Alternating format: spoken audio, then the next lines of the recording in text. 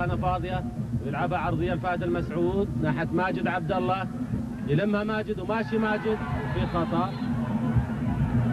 وفي خطا على عبد الله السويلم من الشباب، شد ماجد عبد الله من قميصه.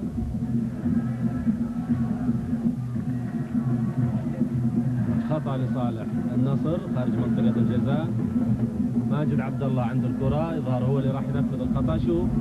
شوف ماجد عدى من عبد الله السويلم. عبد الله السويلم راح شده من ايده، ما شده من ايده.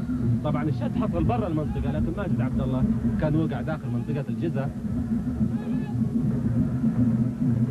ماجد ومحيسن خلف الكرة في حائط شبابي، ومين اللي راح ينفذ؟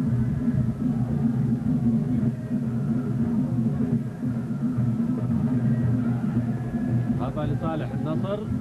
ماجد هو اللي ينفذ ويلعبها في المرمى. هدف!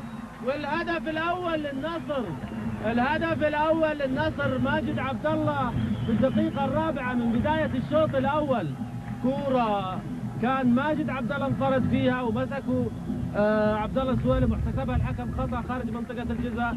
لعبها ماجد عبد الله لولبية تصطدم في القائم وتدخل في المرمى ويسجل منها الهدف الأول للنصر في الدقيقة الرابعة من الشوط الأول. 1 النصر لا شيء الشباب.